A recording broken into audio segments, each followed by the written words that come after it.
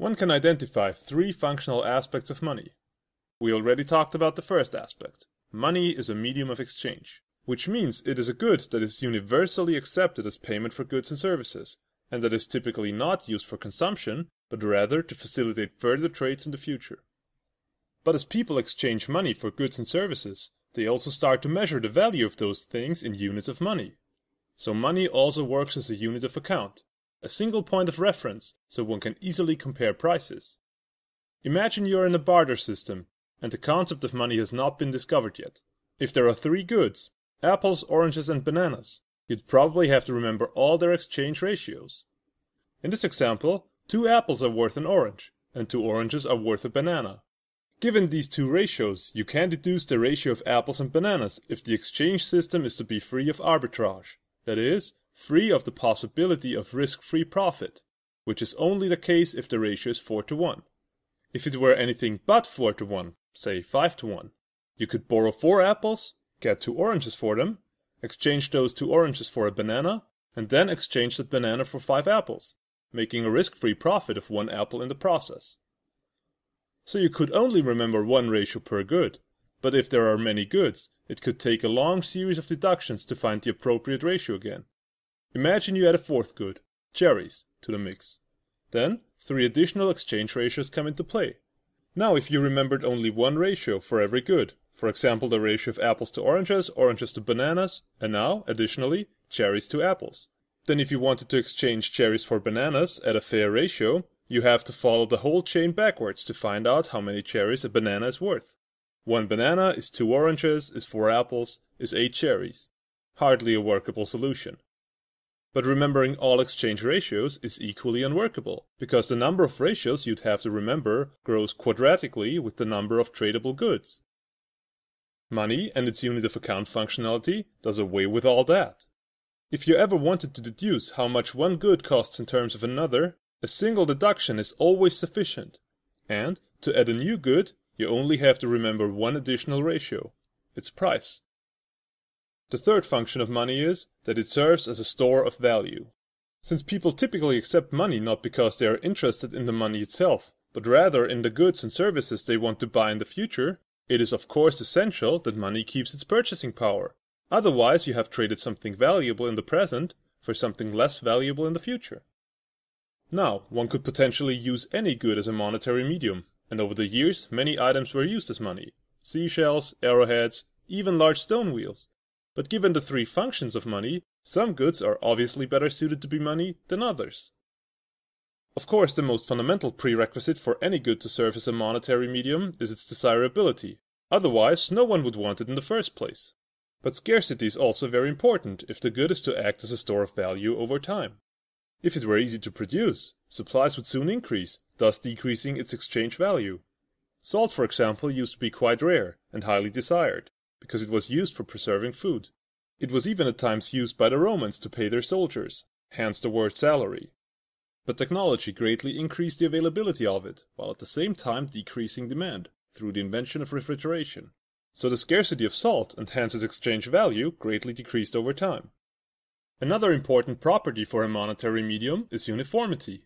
Without a high degree of uniformity, it is not fungible, i.e., you can't easily estimate its value, and therefore you can't easily exchange it for something else of equal value.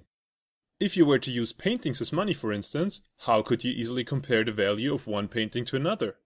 Or, if you were to use parcels of land, how could you compare 1 square meter in one place to a square meter somewhere else? The same thing holds true for diamonds. So, neither art nor real estate or gems are uniform, and therefore not fungible, and therefore not a good monetary medium. A kilo of salt, on the other hand, is no better or worse than any other kilo of salt. So salt is uniform, and therefore fungible. A similar argument can be made for divisibility.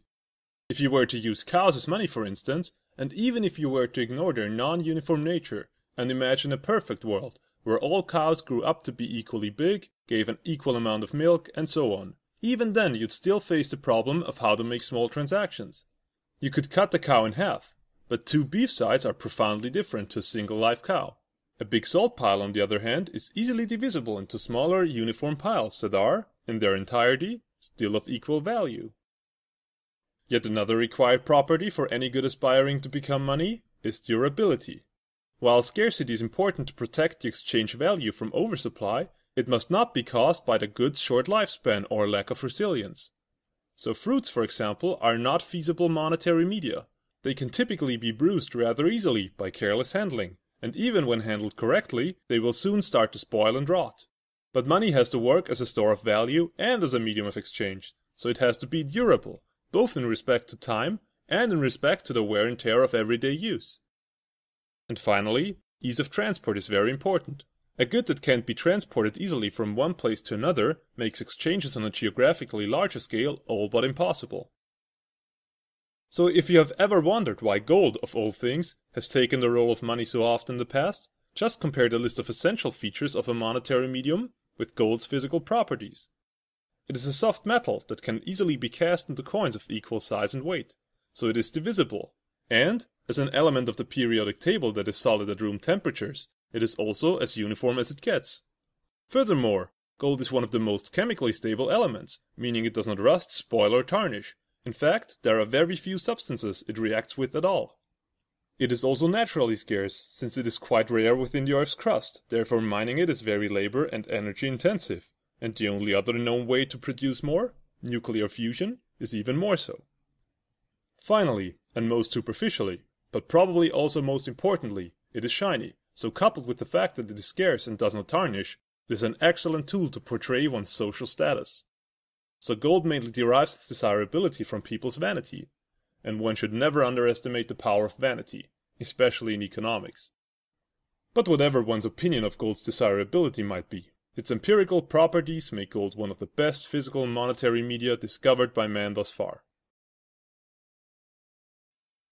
So, let us imagine we are at a point in time where people were using gold coins as money. We find X, who is again filled with a desire, but this time not for a house, but for an apple. Now, again, X is quite wealthy and in possession of several gold coins, and, to his good fortune, there is a merchant nearby who is selling apples. So, like with any other form of currency, X gives the merchant a gold coin and receives the desired apple. While gold has a lot of nice qualities, it is also quite heavy, therefore transportation is not as easy as it could be. Perhaps X is becoming weary of carrying his coin-filled purse, but he is also anxious to store his valuable gold at home, where it might be stolen.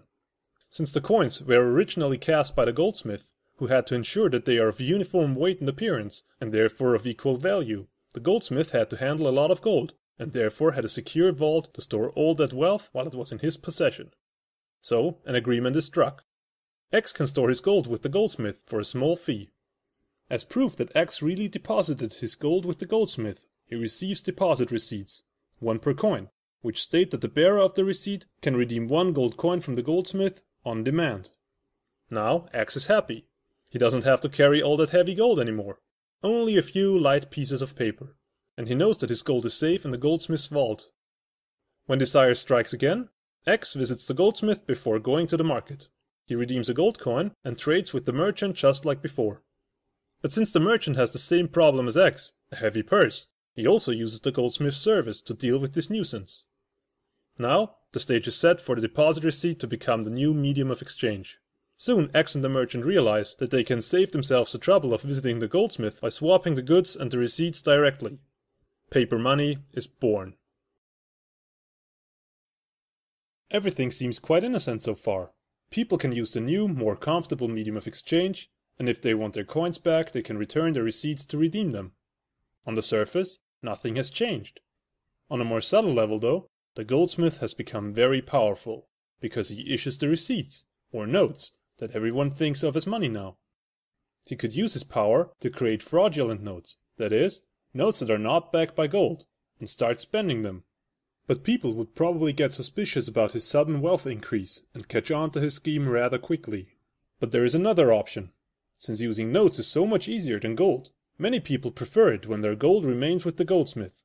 Perhaps they only redeem parts of it if a traveling merchant passes through, who sells exotic goods and has no use for the goldsmith's notes, because he would not be able to use them on his travels. So most of the gold sits in the goldsmith's vault, and is never retrieved. So here is the goldsmith's option. He can loan the part of the gold that is never redeemed to someone, and charge interest on it. Let's assume that the goldsmith notices that his customers, on average, never redeem more than, for simplicity's sake, 50% of the notes he gave them. That means that for every 2 gold coins deposited with him, at least one of them is practically never redeemed. Let's see what happens if the goldsmith starts handing out the surplus gold as loans. Let's assume the goldsmith has no gold himself, because after coming up with his plan, he spent it all on a new impressive looking vault, which he is sure will attract people who want to store their gold in such a safe place. So, his first customer comes and deposits 100 gold coins in exchange for 100 notes. Now, from experience, the goldsmith knows that he will have to keep 50% of them, because his customer might want to redeem some of his coins. That leaves the goldsmith with 50 gold coins that he can loan out. And that is exactly what he does. He lends the coins to someone, who in turn spends them on some good or service. Now, something curious happens. The original depositor thinks he can redeem 100 gold coins from the goldsmith at any time. At the same time, the person that took the loan from the goldsmith obviously has 50 gold coins in his hand. Therefore, the total perceived amount of money increased by 50 gold coins. This will become even more apparent after the next step, because after a while, the gold coins end up in the hands of someone who, just like X, does not like to carry his gold around. So, this person also deposits, or perhaps more accurately, redeposits the gold with the goldsmith. Of course, the goldsmith draws up 50 notes in exchange for the seemingly new gold. Now, the goldsmith has given out 150 notes, even though he only has 100 coins in his vault. But the process does not stop there, because the goldsmith still has new excess reserves of 25 coins, which he can lend out again. Those 25 coins will circulate again for a while, until returning to the goldsmith, thus increasing the number of notes outstanding to 175, and allowing him to give out another loan of 12.5 coins, and so on and so forth. This process is called fractional reserve lending. The goldsmith keeps only a fraction, in our example 50%, of the reserves deposited with him. An interesting question arises. How much perceived money, or notes, can a goldsmith create if he keeps repeating the process, given he loans out Q% of the gold deposited with him and thus keeps 100 minus Q% in his vault? So, let's assume that someone deposits 1 gold coin, or more generally, 1 unit of base money, and let's also assume that this unit can be split into arbitrarily small pieces. Then of course the initial depositor thinks that he has 1 unit of money. The person taking out the first loan receives Q% of this unit, thus the perceived amount of money increases to 1 plus Q. The second loan has a size of Q squared, Q% of the first loan, which was in turn Q% of the unit deposited initially. Thus, the total increases to 1 plus Q squared. So, we see that a geometrical series develops. If the goldsmith were to continue to loan out the previously redeposited fraction ad infinitum, then the sum of the infinite geometrical series is the amount of perceived money that would be created in total.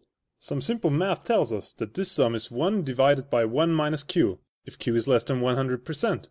Or, in other words, the inverse of the minimum reserve ratio. So, a minimum reserve ratio of 1/2, like in the previous example, leads to a doubling of the perceived money supply. A reserve ratio of 1/10 allows the creation of up to 10 units of perceived money from a single unit of base money. Of course, if the goldsmith does not keep any reserves at all, but loans out all the money deposited with him, which means Q is equal to 1, an arbitrary amount of perceived money could be created. This effect of creating multiple units of perceived money from a single unit of base money through fractional reserve lending is called the multiplier effect. While in the beginning, lending out gold is more of a side business for the goldsmith, over time he realizes that his new business avenue proves more profitable and scalable, and so he eventually turns into a banker. That is, giving loans and attracting deposits become his primary occupation. He also realizes that he can attract a lot more gold and greatly reduce the amount of gold that people want back by paying interest on the gold deposited with him, while charging his customers for transactions.